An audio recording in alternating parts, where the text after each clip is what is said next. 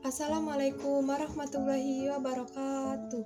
Perkenalkan, nama saya Rahmi Andini. Saya berasal dari kelas 12 MIPA 4. Di sini saya akan membahas materi sejarah tentang pemberontakan DITII.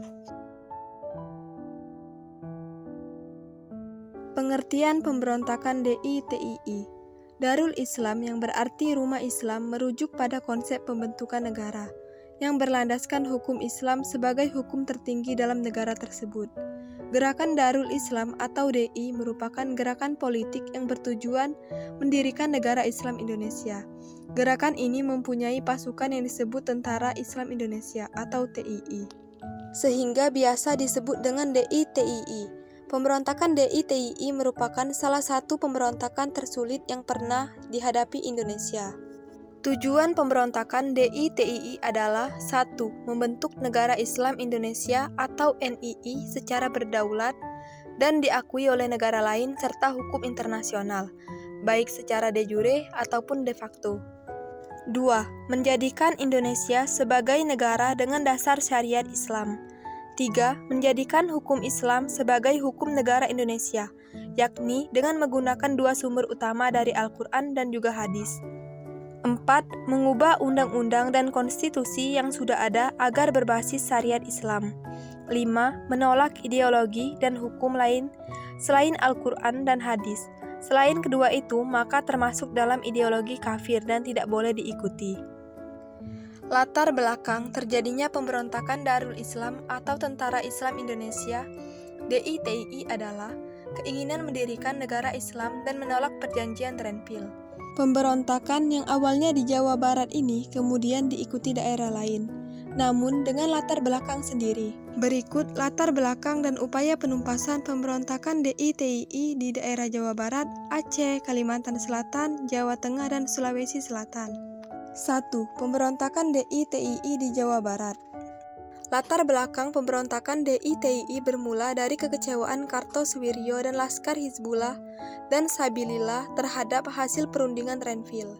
Adapun hasil perundingan Renville mengharuskan unsur pejuang Indonesia baik dari TNI maupun Laskar Rakyat untuk mengosongkan daerah gerlianya. Di Jawa Barat, TNI telah mengosongkan wilayah gerlianya, namun Kartosuwiryo beserta laskarnya enggan mengosongkan dan tetap bertahan di Jawa Barat.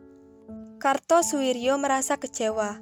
Hal ini menyebabkan ia tidak mengakui lagi pemerintahan Indonesia dan merencanakan pemberontakan. Operasi penumpasan.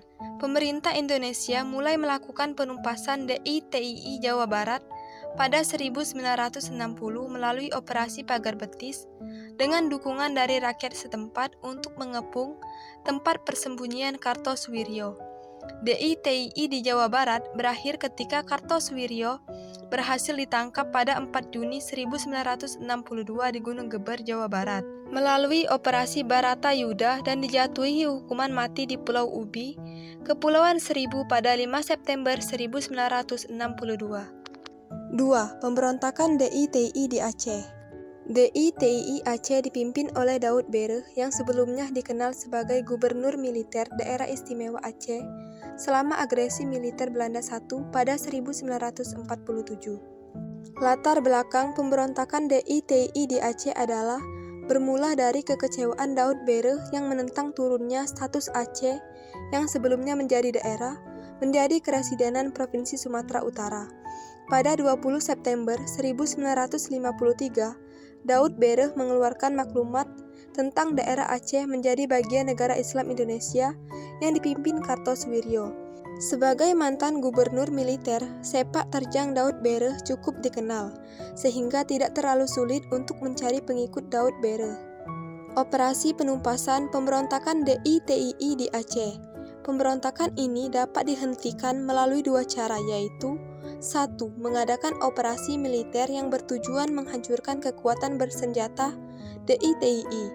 2. Mengembalikan kepercayaan rakyat Aceh dengan pendekatan persuasif untuk menghindari kesalahpahaman. Pemberontakan DITII berakhir melalui penyelenggaraan musyawarah kerukunan rakyat Aceh atas inisiatif Kolonel M. Jasin pada 17 sampai 28 Desember 1962. Musyawarah ini mendapat dukungan dari beberapa tokoh masyarakat Aceh dan berhasil memulihkan keamanan di Aceh.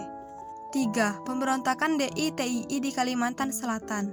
Latar belakang munculnya DITII di Kalimantan Selatan disebabkan dua hal berikut ini. 1. Adanya anggapan diskriminasi perlakuan antara tentara di luar Pulau Jawa dengan tentara di dalam Pulau Jawa. 2. Gerilyawan Kalimantan yang terkena dampak reorganisasi dan rasionalisasi mendapatkan pesangon yang kecil, sehingga menimbulkan kesan bahwa pemerintah pusat tidak menghargai perjuangan para gerilyawan Kalimantan. Upaya penumpasan. Upaya pemerintah pusat dalam menangani masalah DITII Kalimantan Selatan dilakukan dua cara, yaitu 1. Pemberian kesempatan pada Ibnu Hajar dan KRYT untuk menyerah secara damai, namun gagal karena dimanfaatkan oleh Ibnu Hajar untuk memperoleh senjata. 2. Operasi militer yang berhasil menghancurkan kekuatan DITII di Kalimantan Selatan pada tahun 1959. Ibnu Hajar beserta kelompoknya secara resmi menyerah pada 1963 dan setelah diadili oleh Mahkamah Militer, Ibnu Hajar dijatuhi hukuman mati pada Maret 1965. 4. Pemberontakan DITII di Jawa Tengah. Latar belakang pemberontakan DITII di Jawa Tengah adalah Amir Fattah dikenal sebagai Komandan Laskar Hizbullah di Mojokerto, Jawa Timur. Amir Fattah kemudian menggabungkan diri ke dalam TNI untuk bersama-sama berjuang melawan Belanda. Namun, Amir Fattah memiliki keinginan mendirikan negara Islam dan berhasil memengaruhi beberapa kesatuan TNI.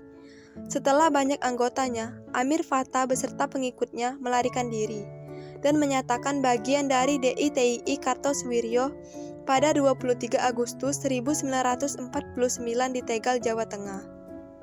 Upaya penumpasan. Pemerintah Indonesia melakukan operasi militer untuk menumpas kekuatan DITII di Jawa Tengah. Diawali dengan pembentukan pasukan khusus Banteng Riders yang mengadakan operasi gerakan Banteng Negara yang dipimpin secara bergantian oleh Letkol Sarbini, Letkol M. Bahrun, dan Letkol Ahmad Yani untuk menumpas kekuatan DITII di Jawa Tengah.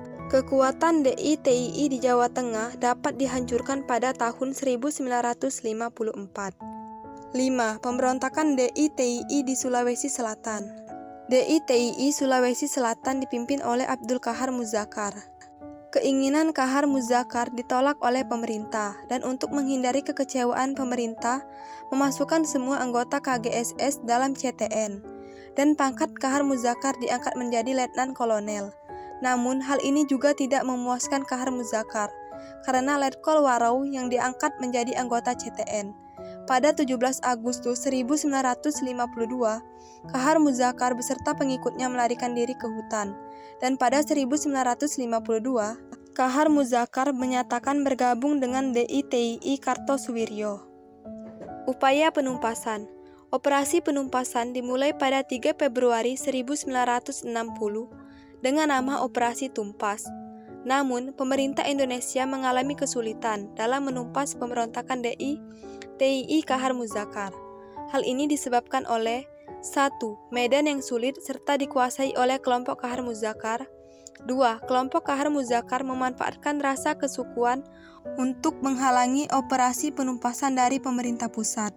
Namun, akhirnya pada 3 Februari 1965, Qahar Muzakkar berhasil ditembak mati oleh TNI dalam sebuah baku tembak di Sulawesi Selatan.